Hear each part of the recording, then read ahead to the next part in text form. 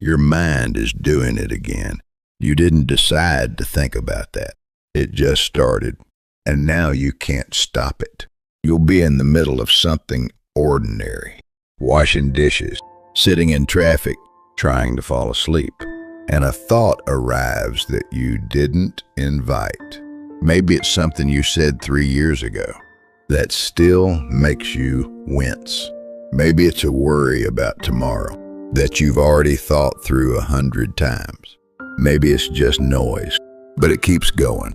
And the harder you try to push it away, the louder it gets. You've probably told yourself to just stop, just let it go, just think about something else. And it almost never works because you've noticed something true about your own mind, something that almost no one actually explains. You are not the one in charge of what you think. You're not alone in this. Buddhism has been studying this exact pattern for over 2,500 years. And what it found might completely change how you understand your own mind. That's what we're going to look at today. The Buddha described the untrained mind as a wild elephant. Not evil, not broken, just untamed. And an untamed thing doesn't listen to commands. Here's what that means for you. When you try to control a thought by forcing it out, you're fighting the elephant. And the elephant always wins. Not because you're weak, but because that's not how the mind works. Think about someone you know. Maybe it's a close friend, a coworker. Maybe it's you. Someone who seems to always be in their head. They replay conversations before they happen. They plan responses to arguments that haven't started yet. They rehearse scenarios in the shower, in the car, lying awake at 2 a.m. wondering why they can't just stop. They can't sit in a quiet room without reaching for their phone. Not because they want to think this way, but because silence feels dangerous to a mind that doesn't know how to rest. You've probably seen this person and thought they just need to relax. Or maybe you are this person and you've already told yourself that 100 times and it hasn't changed anything. That's not anxiety, exactly. That's a pattern. And patterns aren't random. They're learned. Buddhism calls this samsara, not in the mystical sense, but in the psychological one. It means the cycle of repetition, the same thoughts arising the same way over and over because the mind has been trained to move that way. Not by you consciously, but by years and years of small reinforcements. Every time you engaged with a worrying thought, the mind marked it as important. Every time you replayed a painful memory, the neural pathway got a little deeper. You didn't choose this on purpose, but the pattern became yours. Here's the thing about patterns. They run automatically. You don't have to choose them. They just go. And the first step toward changing anything isn't willpower. It's understanding what you're actually dealing with. Think about what it actually means to live inside your own mind. Most people don't think of the mind as something they're inside. They think of it as something they are. When the mind says you're in danger, you feel danger. When the mind says you failed, you feel like a failure.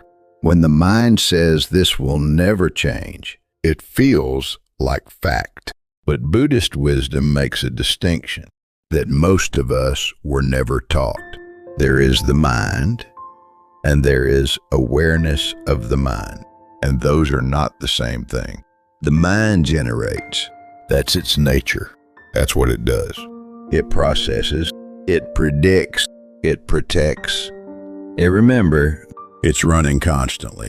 Because at some earlier point in human history, a constantly running mind kept people alive.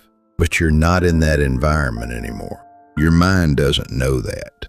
It's still scanning, still preparing, still generating responses to threats. that mostly no longer exist. This isn't a malfunction. This is a mind doing exactly what it was built for, in an environment it wasn't built for. And the answer isn't to fight that. The answer is to stop being surprised by it. Now here's the part that might shift something for you. You are not your thoughts. This isn't a motivational phrase. This is a precise observation the Buddha made about the nature of mind. He taught that thoughts arise the way weather arrives. You didn't make the rain. You don't have to become it. The problem isn't that thoughts come. The problem is what happens next. Because most people do one of two things. They chase the thought or they fight it. And both of those responses keep the cycle going. Buddhism calls this papancha, the proliferation of thought. One thought arrives, you react to it. That reaction becomes another thought. That thought triggers another reaction. And suddenly you're not solving anything. You're just generating more noise. Picture someone who wakes up anxious most mornings. The first thought arrives before the alarm even settles. What if today goes wrong? They try to reassure themselves. It'll probably be fine. Then another thought pushes back. But what if it's not? Then you've handled worse. Then, but this feels different. Then why are you always like this?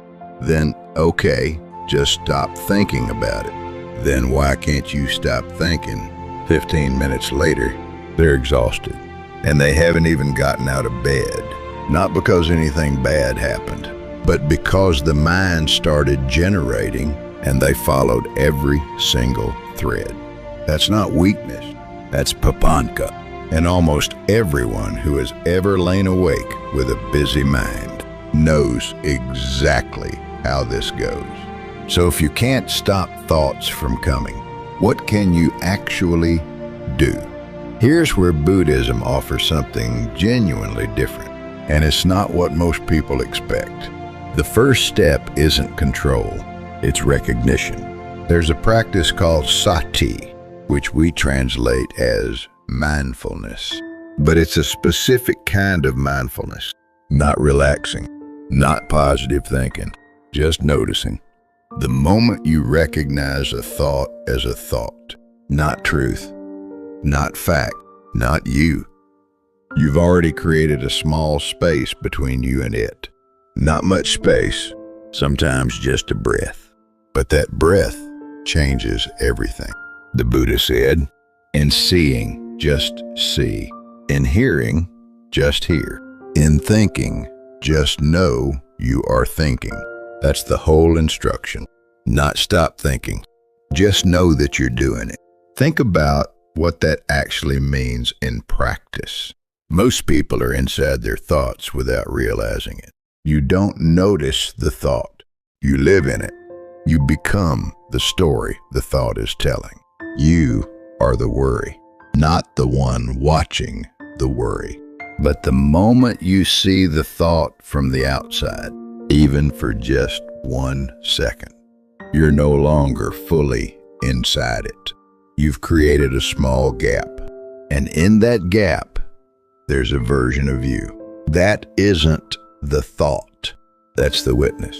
And the witness is you. The thought is still there, but you're not inside it anymore. You're watching. And that watching, that small act of seeing, is where everything begins to change. Here's a question worth sitting with. Have you ever noticed that the thoughts that bother you most aren't usually about things that are actually dangerous? They're about things that feel dangerous. The memory of a mistake that can't be undone. The imagined future where something you care about falls apart. The quiet question underneath everything. Am I doing this right? These aren't threats in the physical sense, but the mind treats them that way. Because the mind doesn't always distinguish between a real danger and a thought about danger. It sends the same signal. The body tightens. The breath shortens. The thinking narrows, and suddenly you're in survival mode over something that exists entirely inside your head. This is where recognition matters most, not because naming it makes it disappear, but because the moment you name it, the moment you see that this is a thought, not a fact, the physiological response starts to ease. The body follows the mind, and the mind follows attention. So where you choose to place your attention is not a small thing. It never was. Let's look at another pattern. Someone who keeps finding themselves in the same kind of relationship. Different person, different city, different beginning, same ending. They attract people who don't follow through, or people who seem warm at first and then slowly pull back, or people who eventually disappear without a clean explanation. And every single time it ends, they ask the same question. Why does this keep happening to me? They're not asking it carelessly. They genuinely want to understand. They've talked to friends about it, read books about attachment, sat in a therapist's office going over the same territory again and again, and still the pattern repeats. Buddhism has a precise term for why. It's called sankhara, mental formations. These are the habitual tendencies built up over years of lived experience that shape what we expect, what we're drawn toward, and what feels familiar, even when familiar means painful. Sankhara aren't fate. They're not a life sentence. They're conditioning, deep early conditioning that runs beneath the level of conscious choice. The person who keeps ending up with someone unavailable might carry a sankhara that says, the people I love always leave, or I have to work to earn someone's attention, or closeness always comes with something unpredictable just around the corner. They didn't write that belief intentionally. It was shaped into them long before they had language to question it. And the mind running on those formations keeps selecting experiences that feel familiar, even when familiar means hard. This is karma in the psychological sense, not punishment, not cosmic debt, just the simple, honest truth that what we repeat, we strengthen. What we practice, we become. And here's what that means for you. No pattern is permanent once you can actually see it. The moment awareness arrives, the pattern is no longer invisible. And a pattern you can see has already started to lose its hold. Now here's something most people miss. Recognizing a thought doesn't mean agreeing with it. And it doesn't mean arguing with it either. This is where most people fall into a second loop. They see the thought, and immediately they start evaluating it. Is it true? Is it fair? Should I be thinking this? Am I being too hard on myself? And that evaluation becomes another cycle. A more sophisticated one, maybe, but still a cycle. Buddhism teaches something different. Acknowledge without accepting. See without becoming. There's a practice called Vedana, feeling tone.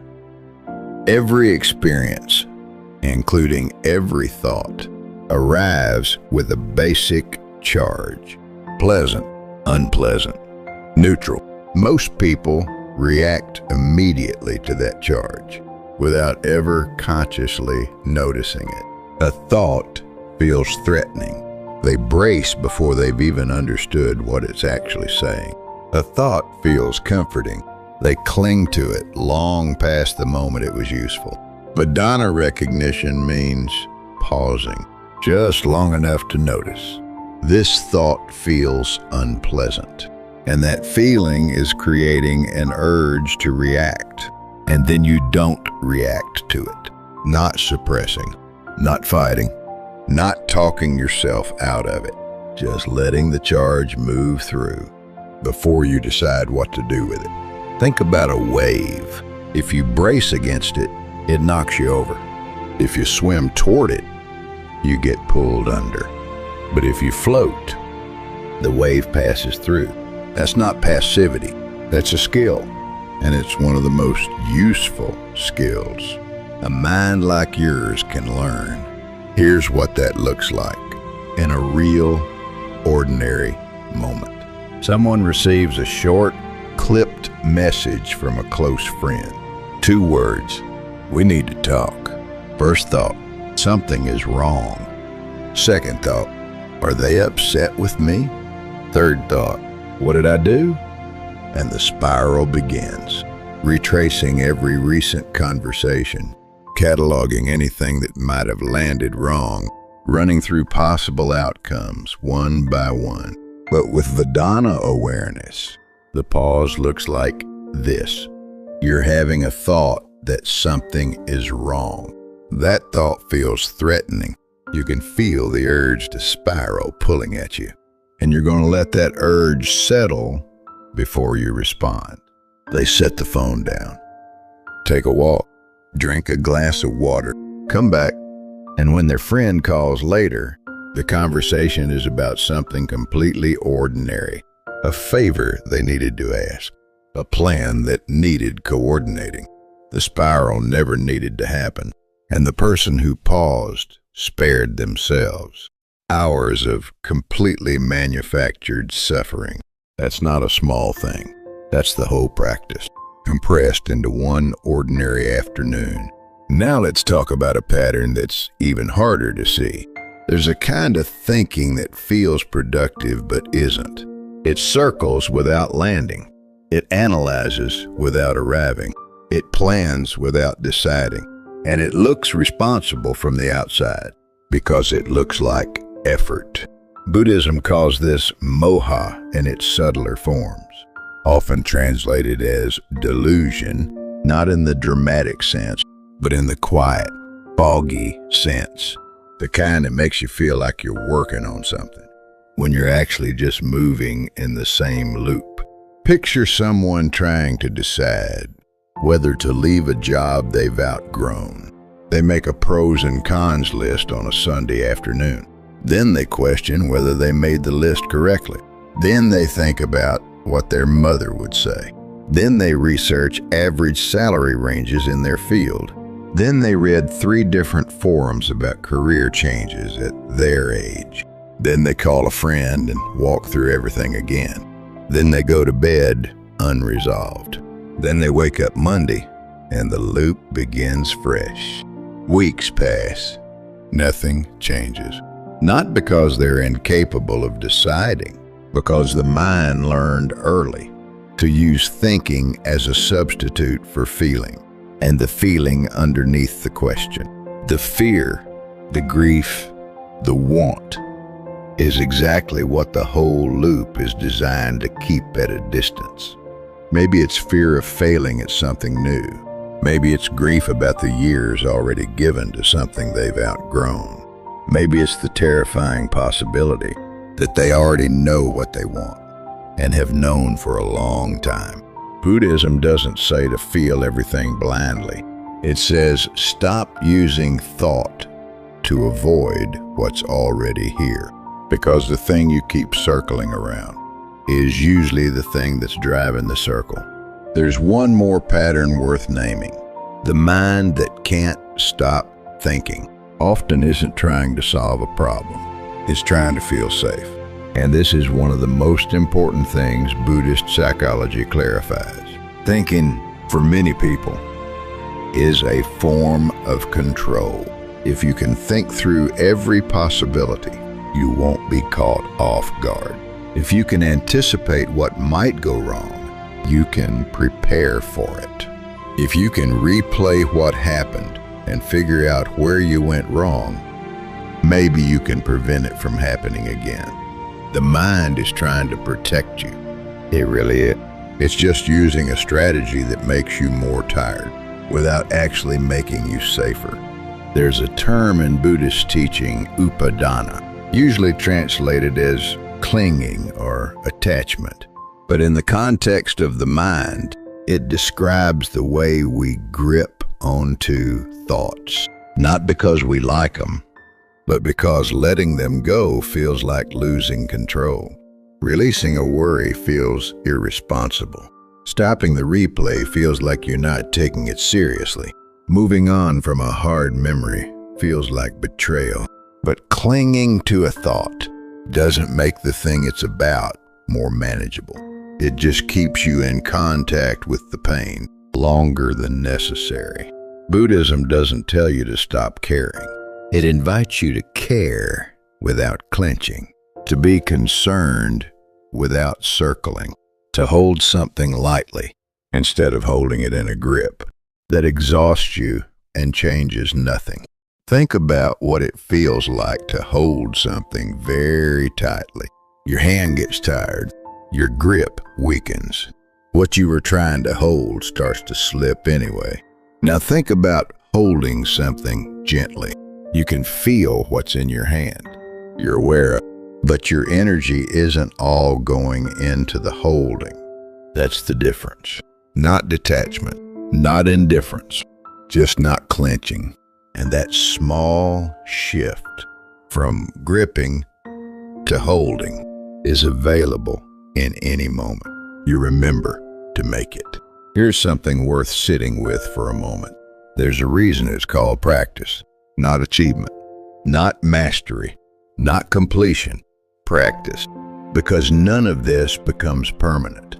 The thoughts don't stop coming. The patterns don't dissolve overnight. Some days the mind runs at full speed, and even noticing feels impossible. Some days the loop gets loud again, and you follow it further than you meant to. That's the ordinary texture of working with a human mind. Something is shifting in how you understand this. And that shift doesn't mean every day gets easier.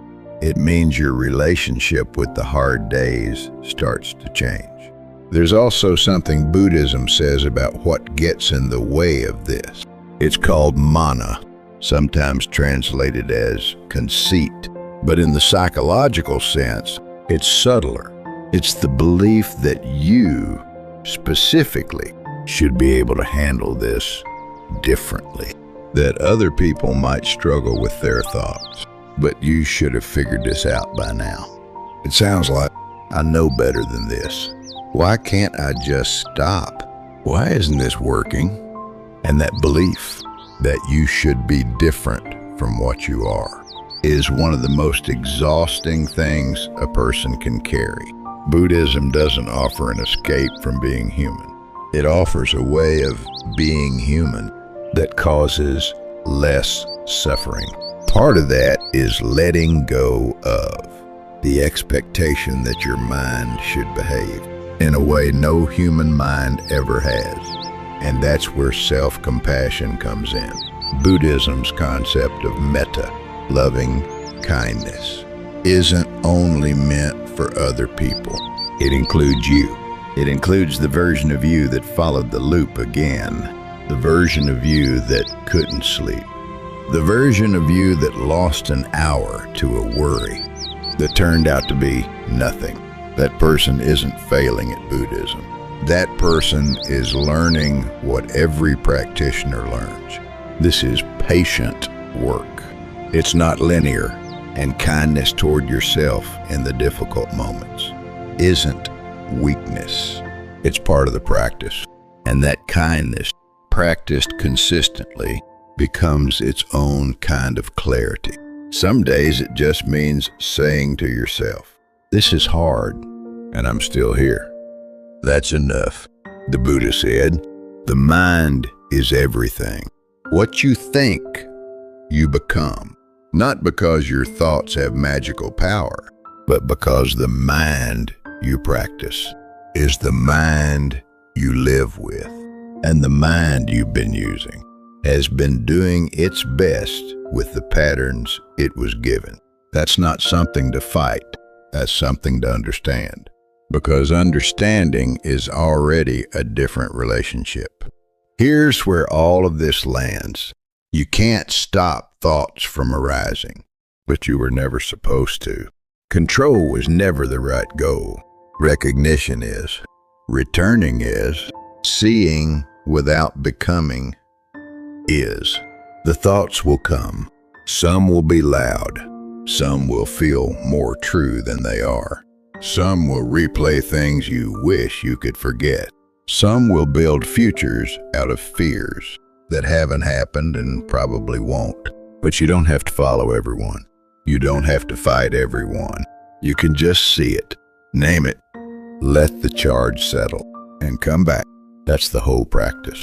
And it's available to you in any ordinary moment of any ordinary day.